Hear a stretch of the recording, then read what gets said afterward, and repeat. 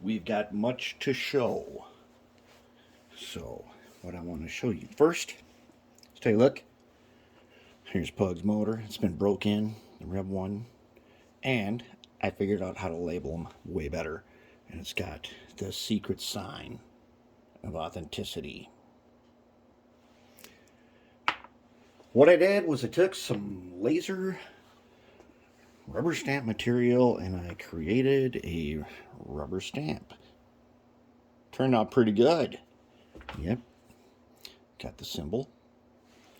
And then I tried making my own stamp pad. That did not work. So Hobby Lobby had these pads.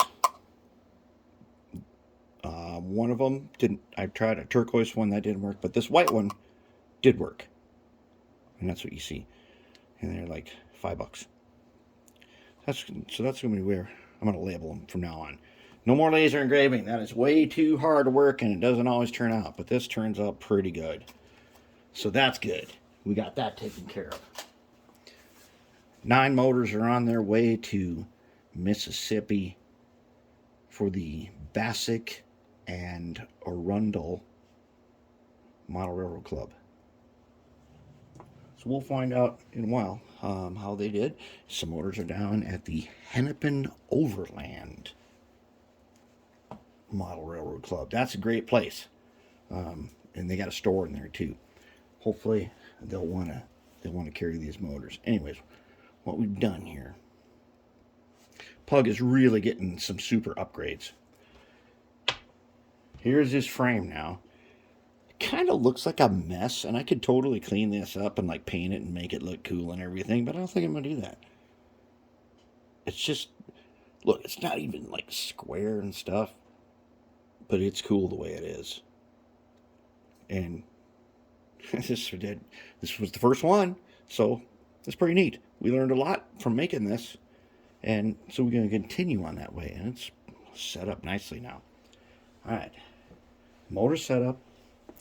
Here is Pug's platform. He gets a purple platform because he is purple. His super awesome platform.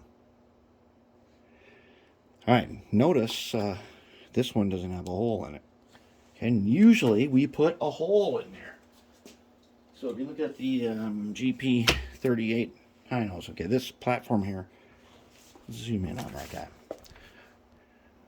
Okay, that is currently like our most advanced setup. There's a hole in here, and there's one of these bridge rectifiers stuck down in the hole. Okay, and that goes to a PC board. So we got the truck lights.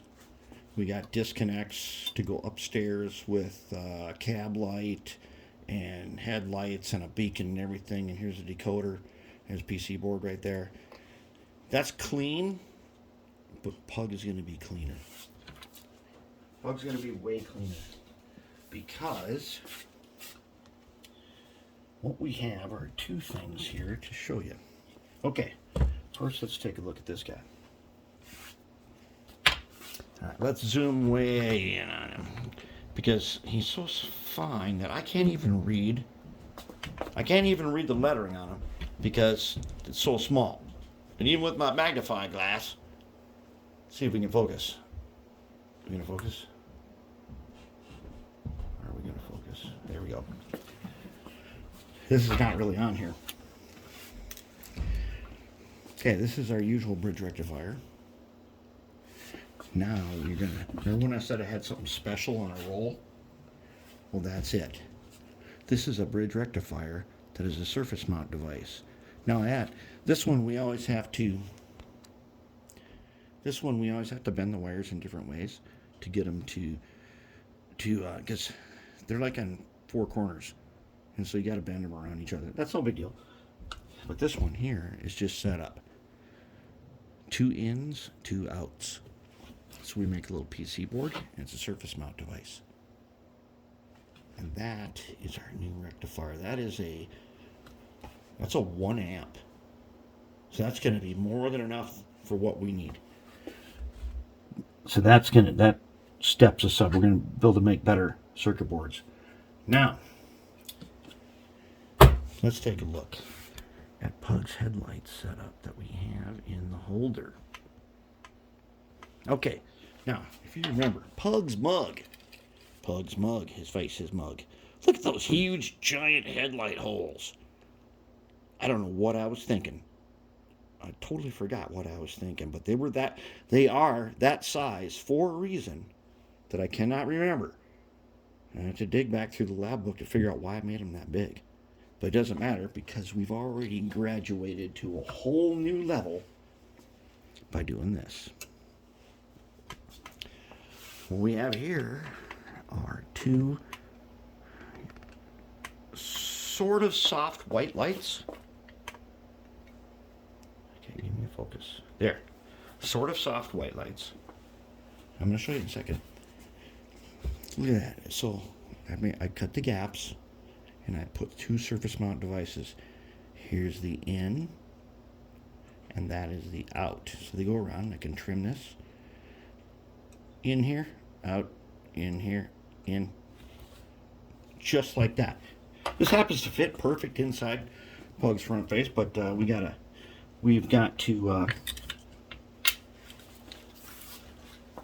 attach a couple wires to it. No big deal. Let's take a look. How did we do that? Well, remember when I got this? The EWAD 959? Hot air soldering. Yes, hot air soldering. And so I've had it, I don't know, a couple weeks now, and it's taken me this long to figure out how to use it. But it does the job exactly. You've got to use a different kind of flux. So there's this kind of flux. So it's like totally liquid, and you put it in this dropper, and then you put a little bit on there. The other thing with these SMDs, and here happens to be one, you still need, see that? You got to tin them if you really want this to go down easy. If you tin them, they go down way easier than, especially with whatever solder I'm using. I'm using super fine electronic solder. They go down better if you tin them first. I'll get that figured out. I think there's a different kind of solder that I might use. It's more liquid solder. And then there are some things you heat. I put this under a heat lamp for about 10 minutes. Heated it up a bit before I did it, and it worked. So let's check it out. Does it light? Okay. Let's see. Okay. Now, there's going to be a third. The rear light will also be attached to the same circuit. Right now I have it at 5.5 volts. And it's going to be like this. And in the camera, it's way brighter than in real life. But let's try it. Whoops, wait, let's try it so you can see it. Let's get you in like that. Now, let's get me in here. So I'm going to go, blue wire in Digitrax is the plus. It's the in wire. And this one will be on the white function, so I'm using a white wire, and right, hold it. There. That's actually pretty good. That's only 5 volts. I can turn it up. I can make it a lot brighter.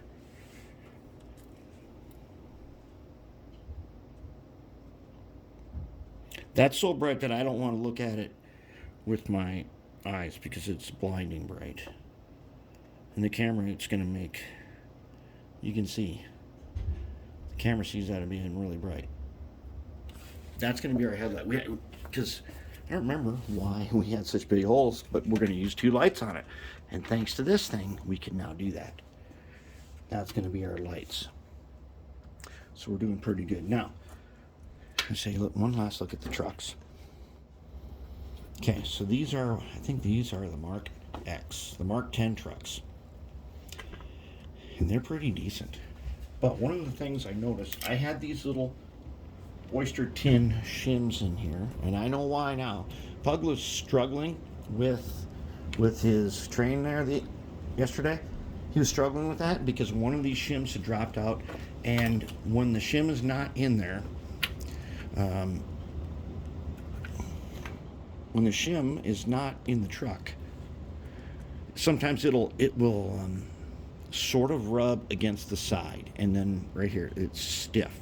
It's not stalled, it's just stiff. And those things spread this a little wider, and that works. So what I'm going to do is I'm going to take, I had this piece of sheet copper here. I was using it on something else. I rolled it out a little bit. I'm going to make a little cover, and I'll probably just fold over the copper to make it a little bit thicker, and this will spread the tower so that the trucks will work even better. But they did work pretty good, didn't they? They were actually like really good. So next up, we're going to make some upstairs stuff, and then we got to make truck lights. And I was looking at this. When I made this, I had not envisioned how I was going to do truck lights on this. And I didn't leave a space for it because I put these extra weights in here. I could tear a weight out, but I don't want to do that. So what I'm thinking is we will take an SMD, we'll might even put them on a PC board tie, and run them down the inside here. So he's at the bottom here, and they get power anyways from our connector, and this time we're going to be able to use a 6-pin. Because of the hot air station, we can use a 6-pin and eliminate the extra connector that we always use. Because there's enough wires on here, there'll actually be one left over. That'll control our upstairs lighting, and then when we take the shell off, we can unplug. So I'm thinking I'm going to run, and Pug's getting those ultraviolet purple lights for his truck lights, because that's Pug. And who knows what else we're going to put in here. I was thinking I should put some super bright lights that shine up through the stacks. Unfortunately, I put a bunch of lead weight in there, and I can't do that now. But that's okay. We might do some interior glow or something, because remember I made him with these see-through. If you can see through, hold it. Let's get a flashlight. I made his grill so you can see all the way through. You can see all the way through this guy. So you can see through the grills. And you can see down the top where we put those fans in there. So he's looking pretty good. Yeah, it's going to be exciting. And I want to get Pug done soon. Real quick, so that we can use him in operations. I mean, we did make his own train. He's got a scrapping train. And he comes from cast iron and metal to scrappers. And he's a scrapper. So we got to get to scrapping. Alright, so there it is for now. We're going to do some more electronics with the hot air station and start working them up. And the motor's ready to start wiring up and get them into place.